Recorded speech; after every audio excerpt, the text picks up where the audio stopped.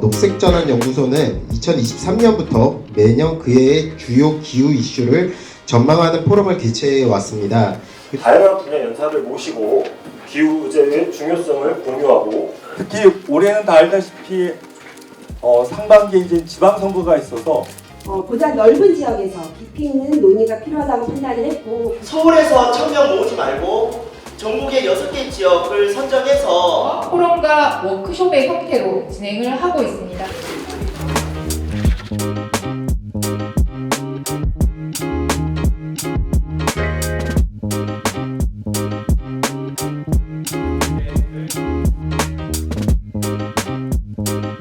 한국에서 오신 것 같은데요. 간단히 워밍업을 좀 해보고 시작하도록 하겠습니다. 자, 여러분 파리협정이 몇 년도에 체결됐을까요? 아니, 그렇게 슬프진 않습니다. 그렇게 과거 적어도 한 2, 3년 전만 하더라도요. 기후 문제를 얘기를 하면 우리가 지구를 구할 수 있을까? 뭐 이런 거대 담론의 문제였습니다. 그런데 지금 우리는 그러니까 당장 나를 위해서 그리고 내 이웃을 위해서 무엇을 할 수 있을까라는 문제로 이미 고민은 와 있습니다. 저는 2026년 이번 지방선거에서 우리가 기후 캠페인을 할 때는 기후 얘기만 하지 말고 기후하고 복지, 기후하고 돌봄을 같이 얘기를 하면 훨씬 더 많은 시민들께서 공감할 수 있고 훨씬 더 많은 정치인들이 거기에 동의해서 공약을 가져올 수 있다. 이제 이런 말씀을 드리고 싶고, 그게 제가 여러분들께 드리려고 하는 얘기의 전부입니다. 여기 계신 단위들이 어떻게 하면 자립과 탄소 중립을 2040년으로 땡길 것인가에 대한 부분들을 목소리로 좀 담아주셨으면 좋겠다. 이 시기에 되게 중요한 또 기후 정책이 뭔지 좀 생각할 수 있어서 너무 좋았고요. 오늘 이 자리에서 나온 정책들을 얘기하는 후보들을 좀 주목해야겠다, 그런 생각이 많이 들어서 지역민으로서 되게 인사이트를 얻는 그런 시간이었습니다. 먹거리를 책임지고 있는 농민들 같은 경우에는 2025년 기준으로 해서 어때요? 70세 노인이라고 보시면 됩니다.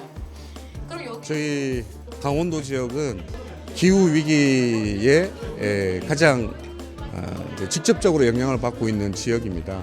그런 의미에서 오늘 이 자리가 우리의 상황이 어떠한지, 그리고 어떤 고민을 해야 되는지, 그리고 앞으로 우리가 해야 될 행동은 무엇인지를 한번 같이 고민해보고 나누는 굉장히 소중한 시간이었습니다. 한국 사람들이 오해하는 구석이 있잖아요. 강원도가 되게 시원하고 되게 청정지대고 수도권과 가까운 곳은 개발로 몸살을 앓고 자연재해, 재난 때문에 고통스럽고 해서 강원도만의 진지한 이슈들을 제가 좀 피부로 느끼게 됐고요. 이렇게 많이 오셔서 고민을 하신다라는 것은 그만큼의 열망들도 있는 거고 또 지역 내부의 고통도 있다라는 것을 저도 알게 돼서 저도 제 자리로 돌아가서 조금 더 강원도의 문제들을 고민을 해야 되겠다, 이런 생각이 들었어요. 상위 1%의 부자들이 배출하는 온실가스의 양입니다. 그리고 여기 오른쪽 그래프는 연도가 이렇게 쭉쭉쭉 있는데요. 그 역대 부자들이 얼마나 이제 소득이 증가했는 거를 보여줍니다. 이 오늘 이야기를 한 게 안동 지역에서 주민들이 어떻게 하면 우리 동네에서 에너지 전환과 지역의 전환의 방향들을 좀 찾아갈 수 있을지에 대한 좀 구상과 이야기를 하는 시작에 조금이나마 더 도움이 됐으면 좋겠다. 물론 이미 시작하시고 계신 것들에 저희가 조금 더 도움이 됐으면 좋겠다, 이런 생각들을 하고 있고요. 또 녹색전환연구소가 49가지 정책들을 보면은 각 정책이 주민들에게 많은 현금감을 줬고 실제로 그것들이 또 많은 변화를 이루었는데요. 왜냐하면 텀블러 들고 다니자. 로 연결될 수밖에 없는 겁니다. 그래서 이런 것에서 혹시 전국 다니면서 실천 사례가 있는지. 왔는데 저랑 관심 있는 주제로 모든 별로 토의도 할 수 있고 정말 오랜만에 마음에 있는 얘기 마음껏 하면서 주변 분들이랑 좋은 시간 보낸 것 같습니다. 2026년 기후 전망과 전략 지역과의 대화를 모두 다 마치고 나면 최소한 이것들, 그러니까 에너지 전환을 한다던가 주민들의 삶의 복지를 높이고 기후위기를 대응하기 위한 방법들이 지역사회에서 어쨌건 간에 시작되어야 된다는 이야기들이 좀 공통되게 확인이 되고 다양한 실험들이 만들어질 수 있는 계기가 되었으면 좋겠습니다. IPCC 보고서에서는 바로 우리 인류는 절대로 기술이 없거나 돈이 없어서 1.5도를 못 막는 것은 아니다라는 이러한 연구 결과를 제시하고 있는 거예요. 결국 우리가 이러한 연결망들이 잘 돼야지만이 또한 세상을 바꿔내고 또 세상을 바꿔내야지만이 우리가 기후위기를 막을 수가 있는데 바로 그러한 계기가 되었다.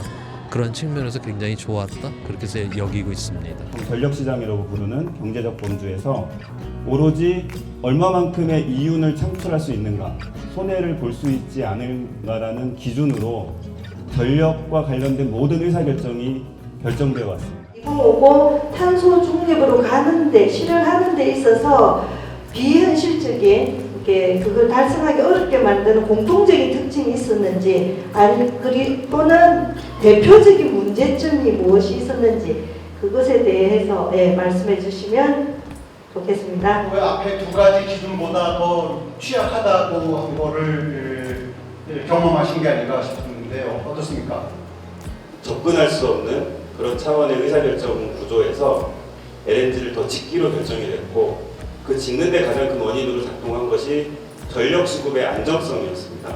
개통 안정성이라는 것이었고 패배주의로 빠질 수도 있는 기후운동에 있어서 같이 보이지 않는 곳에서 노력하시는 분이 있다는 것을 느낀 게 가장 큰 의미였던 것 같습니다. 하우스 농업이 늘어나서 영농형 태양광이 정말 필요하다. 그러나 지금 우리나라 같은 경우는 농지에 설치를 못하게 되어 있다고 합니다. 기존의 기후위기에 대한 생각을 했던 것을 총집대성해야 된다고 하나 갈기갈기 떨어져 있던 것을 한 곳에 집대성한 느낌이 들었고요. 스펙타클해서 좋았습니다. 빙하입니다. 빙하코어라고 부르는데요. 여기에는 지구의 과거의 기록이 다 기록되어 있습니다. 이 기록들을 통해서 과거의 지구의 상태가 어땠는지를 알아낼 수 있는 많은 분들께서 기후 활동에 대해서 개개인으로 활동하는 거에 대해 많은 회의감들을 느끼시는 것 같은데요. 그런데 그 개인들의 힘들이 모이다 보면은 우리 국가의 문화를 바뀌고 그것이 결국은 우리 탄소 저감 정책에 도움이 된다고 생각합니다. 그래서 나 혼자 하는데 너무 지치지 않고 다 같이 힘을 낼 수 있으면 너무 좋겠습니다. 사실은 대전 충남 통합이라는 이 시간표에 우리가 빨려 들어가고는 있는데 이후에 우리 지역이 어떻게 재편될지 이런 것들은 지금 알 수가 없는 상황입니다. 사지역 간의 관계라고나 할까 소통이라고나 할까 이런 것들에 있어서 좀 더 어떤 고민들도 필요하겠다 싶더라고요. 그래서 대전 충남이 통합을 한다고 해서 저는 이게 그런 부분을 잘 해결해 줄 거라고 절대 생각지 않거든요. 오히려 견고해질 거라는 걱정이 많이 드는데 좀 그런 부분에 있어서 처장님이 좀 저희에게 해주실 말씀이 있으신지 궁금합니다.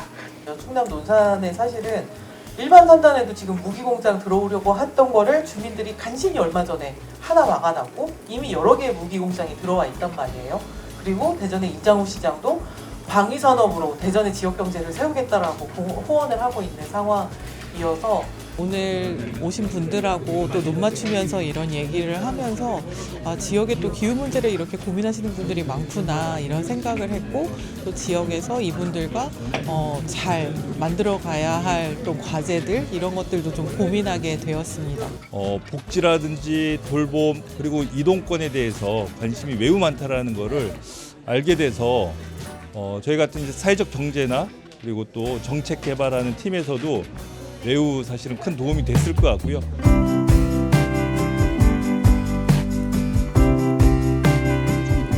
국가의 목표가 2050년까지는 이루자는 거잖아요. 근데 많은 분들 아마 알고 계시겠지만 그 중간 목표가 2030년입니다. 국민사회에서 가장 중요한 기후 현안으로 지금 보고 있는 거, 그러니까 뭐 언론상에서라든가 아니면 주변의 여론 등등을 고려해서 좀 추려보았고요. 일단 5가지는 하나는 이제 제주 제2공항 문제, 그리고 지금 현재 좀 가스발전소 신설계획과 관련된 논란, 그다음 재생에너지 확대가 어쨌든 잘 돼야 될 텐데 지금 굉장히 박스권에 머물러 있거든요. 이런 문제. 그다음 대중교통 문제가 최근에 굉장히 이슈가 돼서 지금 도지사 선거에 가장 큰 또 이슈로 지금 떠오르고 있는 상황이고요. 기후위기가 대한민국에서 제대로 대응이 안 되는 이유는 이게 우리가 뭐 약하거나 우리가 무슨 뭐 지식이 모자라서의 문제라기보다는 저는 연대가 지금 돼 있지 않기 때문에 그렇다라고 보거든요. 그러니까 태양광 막 설치도 해야 되고 뭐 임대인 같은 경우는 지금 주인의 허락도 받고 여러 가지 불편한 점이 있는데 이거를 만약 공공에서 제등에너지를 만들어내면 이거를 저희가 전기를 받는 선이 있잖아요. 그러니까 기술적인 건 잘 모르겠습니다. 근데 그런 걸 통해서 저희가 이렇게 가정에서 쓸 수 있는 방법은 없을까 이런 고민을 좀 해봅니다. 시합을 통해서 많은 정책들이 제안될 수 있는 좋은 시간이 되길 바라면서요. 세 분께 다시 한번 큰 박수 부탁드리면서 제주도의 여러 단체들에서 활동하시는 분들과 좀 기후 환경과 관련돼서 이야기를 하면서 제주도의 정책, 기후 관련 정책이 앞으로 어디로 나아가야 될까에 대해서 깊은 고민을 할 수 있는 시간이었던 것 같습니다. 네, 어쨌든 제주도가 뭐 제2공항이라든가 뭐 재생에너지 보급이라든가 가스 발전 문제 뭐 여러 가지 현안들이 많은데 오늘 관련된 내용 같이 나눌 수 있어서 굉장히 좋았고요. 또 어쨌든 도출된 내용들도 제주 지역에 꼭 필요한 내용들이 된 것 같아서 굉장히 만족스럽습니다. 제주도가 기후위기에 가장 최전선에 있다고 저는 생각하거든요. 해수면 상승이 이미 이루어지고 있고 그래서 해녀들이 자신들보다 바다가 더 빨리 늙어가고 있다고 이야기를 하는 곳이에요. 그런 곳에서 시민들이 이렇게 많이 모일 수 있는 게 굉장히 긍정적이었고 용기와 희망을 많이 받았던 것 같습니다. 제주에서도 이번 지방선거에서 기후 정책들이 좋은 게 많이 제안이 돼서 새로운 녹색 선언의 첫 걸음을 떼는 시기가 되었으면 좋겠습니다. 에너지원의 핵심은 그거죠. 온실가스 감축. 아이 생활 가운데에서 주거하기 위해서 결국 해야 하는 것은 이동이라고 생각합니다. 햇빛발전 협동조합을 양성한다라는 거였어요. 폭염이나 열성병으로 돌아가신 분이 기후재단에 대해서 우리 도철동 박사님이 말씀하신 것처럼 저는 KTX처럼 지역에 맞는 공원이 늘어나야 자연과 함께할 수 있고 또 여러분이 이렇게 선정해 주셨습니다. 에너지 복지 그리고 주거 임직 관리권 장기 임대제도 통한 기후 패스를 도입한다. 이 10가지를 여러분이 제안해 주셨습니다. 여러분이 뽑아주셨습니다. 시민들의 염원에 이제 정치가 답해할 것입니다. 6월 지방선거가 기후도시로 나가는 계기가 되도록 여러분이 이 자리 이후에도 계속 힘을 모아주셨으면 좋겠습니다.